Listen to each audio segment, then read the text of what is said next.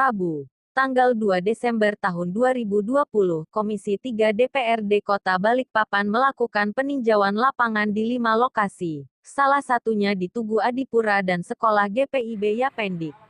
Peninjauan di Tugu Adipura terkait dengan keluhan masyarakat setempat tentang genangan air yang disebabkan oleh penuhnya sedimen di parit dan selokan sekitar Tugu Adipura. Sementara itu, peninjauan juga dilakukan di Sekolah GPIB Yapendik, terkait dengan keluhan dari kepala sekolah tentang air yang meluap dari sedimen dan drainase, dan meminta pertanggungjawaban dari RDMP Pertamina tentang paving blok jalanan di depan Sekolah GPIB Yapendik.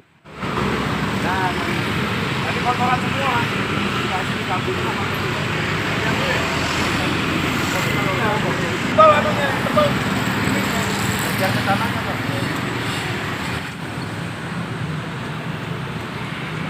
Ini harus ditarik.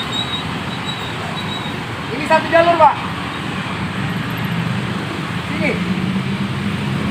Ke sini. Sini, Pak.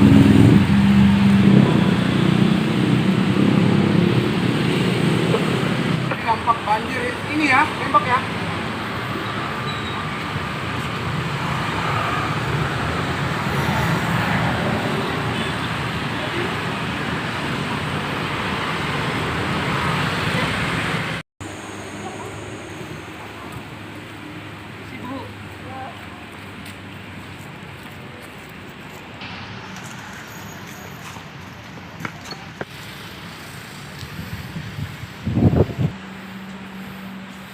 Kalau ada Itu kan banjir. apa bisa dikasih lihat dari mana apanya? Boleh saya lihat? Saya pakai sepatu ya. Jadi dampak dari pembangunan RDMP ini yang waktu itu dia ada melakukan pelaksanaan untuk ini. Belum ya? Kalau sekolah ada? Cuma ini kan kalau yang saya lihat dari situasi ini masih masa pembangunan kayaknya ya. Nah, berarti harusnya dia antisipasi dulu ya. Betul. Gitu ya. Antisipasi dulu supaya air. Apalagi nanti mau sudah tatap wajah kan? Januari ya. Januari udah mau tatap wajah, jadi harus persiapan semua. Khawatir nanti terganggu belajar mengajar ya. Iya. Tapi kemarin waktu di apa yang diperbaiki nih waktu saya ributkan waktu kita RDP sama mereka? Parit. Ini dia ya. Paritnya aja. Berarti tidak full, dia maksimal ya. Berarti perlu kita panggil lagi. Sidak, ini peninjauan yang mana sudah dijadwalkan oleh Ketua Komisi 3 dan saat ini kenapa saya turun sendiri?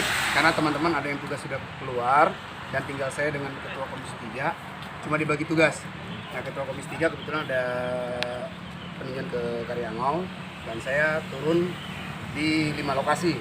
Ya, hari ini ya tetap semangat aja. Tadi kita sudah sidak di Tugu Adipura dan ternyata kita harus berpikir keras untuk dampak air tergenang atau air banjir. Kata orang Balikpapan banjir, padahal ini air tergenang. Yang mana parit-parit dan selokan itu penuh dengan sedimen. Jadi sedimen itu harus PU difokuskan ke situ aja.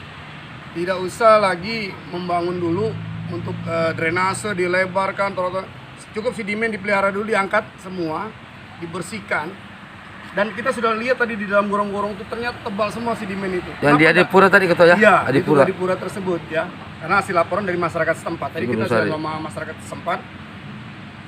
Bagi saya anggaran untuk 2021 atau yang kita fokuskan ke sedimen aja lah. Kita tarik itu semua. Termasuk nanti kita di area lokasi Pasar Pandansari itu sedimen semua itu perlu diangkat semua. Jadi tidak usah lagi diprioritaskan untuk jalanan, drainase, dibangun-bangun segala. Kan miliar-miliaran tuh duitnya. Mending kita fokuskan untuk pengangkatan sedimen, kalau kurang alat ya belikan aja pakai dana itu.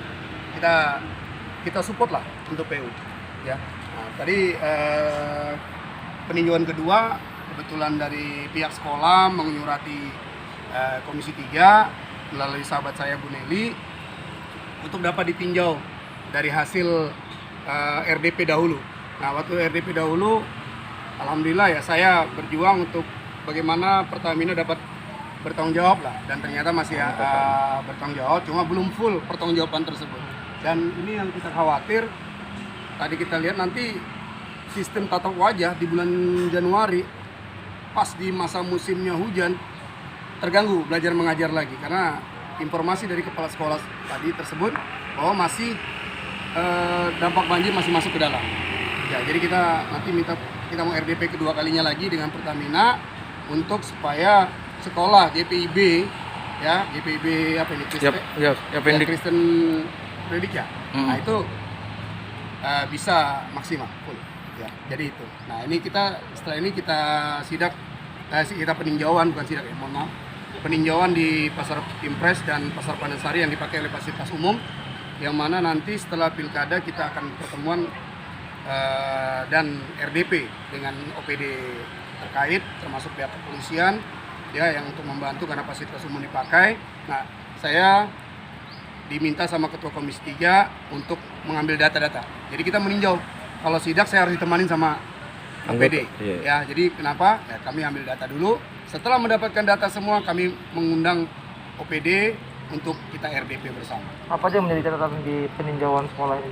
Kalau yang jadi catatan itu ya air meluap tadi sesuai dengan pembicaraan dari kepala sekolah bahwa dari sedimen dan paritnya, drainasenya. Ya, nah drainasenya itu yang harus dibenerin lagi supaya air mengalir lebih baik dan tidak meluap.